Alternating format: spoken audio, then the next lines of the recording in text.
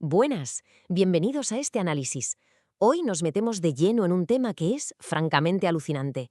Vamos a desgranar qué hay realmente detrás de las bodas tradicionales en Afganistán. Estamos muy acostumbrados a ver imágenes de celebraciones coloridas, llenas de vida, pero rara vez nos paramos a pensar en la maquinaria financiera que hay detrás. Hoy vamos a destapar el monumental esfuerzo económico, las maniobras familiares y la presión asfixiante que implican estas uniones. En definitiva, vamos a descubrir el verdadero coste del amor en este país. Bueno, para que no nos perdamos, esta es nuestra hoja de ruta. Empezaremos con las tradiciones nupciales, luego enfrentaremos el concepto de mar frente al precio de la novia, veremos quién paga realmente la cuenta, cómo hacen malabares las familias con las finanzas y, por último, el tremendo impacto socioeconómico que todo esto genera. Vamos a por el primer punto, las tradiciones nupciales, o lo que es lo mismo, el larguísimo camino hasta el altar. A ver, para entender los números primero hay que entender el proceso. Y ojo, que esto no es cosa de un par de meses. Todo arranca con el Kastgari, que es la propuesta. Pero no penséis que es llegar y listo. La familia del novio suele ir hasta 5 veces a la casa de la novia antes de conseguir un sí. De ahí pasamos a la fiesta de compromiso, luego a la noche de quina, que es la fiesta de la henna, y le siguen un montón de compromisos durante festividades islámicas como el Ramadán o los Eid. En todas estas fechas, la familia del novio tiene que llevar regalos, ropa y grandes festines a la casa de la novia. Todo esto culmina, finalmente, en el nikah, la ceremonia oficial, que no es precisamente íntima. Hablamos de miles de invitados abarrotando salones de bodas o patios en las zonas rurales. Y claro, el clímax visual de todo este despliegue suele ser ese clásico coche nupcial decorado por todo lo alto. Es pura alegría, la imagen del inicio de una nueva vida compartida. Pero también actúa como el telón perfecto, porque detrás de todos esos adornos florales y celebraciones se esconden meses de una presión económica verdaderamente agotadora. Y eso nos lleva al meollo de la cuestión. Punto número 2. El magre frente al precio de la novia. Vamos a cuadrar las cuentas. Aquí hay un malentendido monumental que debemos aclarar, porque en la práctica se mezclan dos cosas que no tienen absolutamente nada que ver. Por un lado tenemos el Maj. Según la ley islámica, este es un pago del novio que pertenece única y exclusivamente a la novia. Es su red de seguridad financiera por si alguna vez enviuda o se divorcia.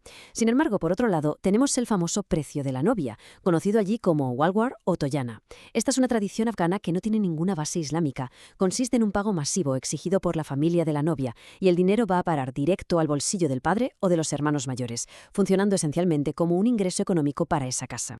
Como bien señala el profesor Hakier de la Universidad de Kabul, el marj debería ser una propiedad blindada de la novia. Pero claro, la realidad de los datos nos demuestra que la tradición del precio de la novia eclipsa al marj casi por completo. De hecho, muchas familias negocian un precio de la novia desorbitado, pero lo llaman erróneamente marj de cara a la galería. Al final del día, la novia nunca llega a ver un solo céntimo de ese dinero.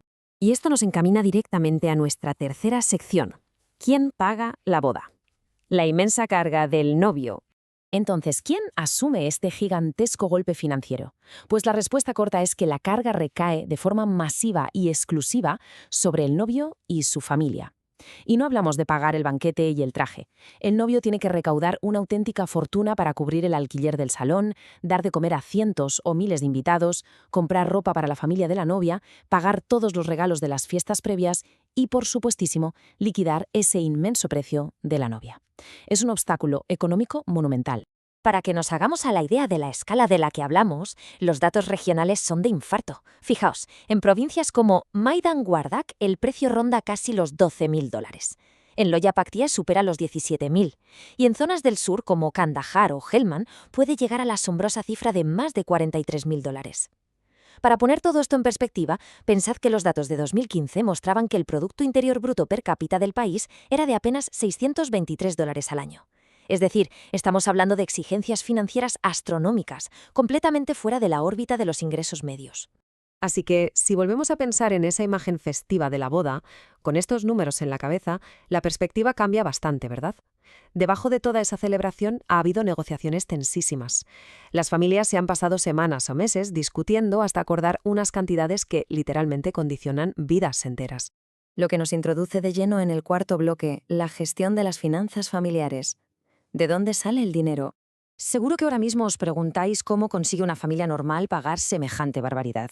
Pues tomando medidas que rozan la desesperación, cientos de jóvenes no tienen otra salida que emigrar a Irán, a Pakistán o al Golfo Pérsico para trabajar de sol a sol, en condiciones muy precarias y durante años, solo para ahorrar para su matrimonio. Y para los que se quedan, la alternativa es endeudarse hasta las cejas con los familiares o directamente vender o hipotecar el activo más valioso que tienen, sus tierras de cultivo. Para ponerle rostro a este drama, las fuentes nos relatan la historia de Niamatullah. Se pasó 4 años enteros en Irán ganando dinero para poder casarse. Por una verdadera desgracia, se cayó desde un tercer piso y se rompió el cuello. Sus ahorros tuvieron que ir directos a pagar facturas médicas. Pero la presión social de pagar ese precio de la novia era tan grande que su familia se vio obligada a enviar a su hermano menor a Irán para seguir trabajando en su lugar, además de pedir préstamos. Es un claro ejemplo del devastador coste físico y emocional de esta tradición. O tomemos el caso de los 20 yeribs.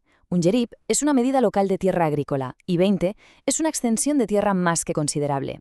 Pues bien, un hombre llamado Yar Muhammad, de la provincia de Páctica, tuvo que transferir toda esta tierra a su cuñado única y exclusivamente para pagar un precio de novia equivalente a más de $17.000.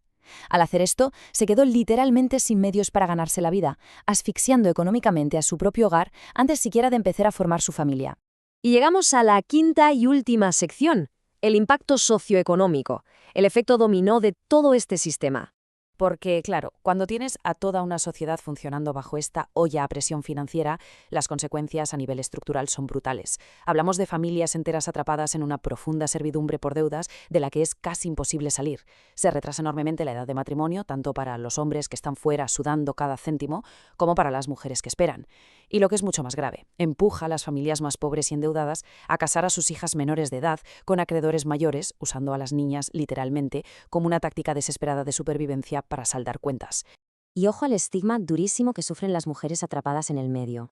Conocemos el caso de Nasima. Debido a las altísimas exigencias del precio de la novia en su familia y la falta de pretendientes que pudieran costearlo, se quedó soltera hasta los 50 años, aguantando años de desprecios en casa de su hermano.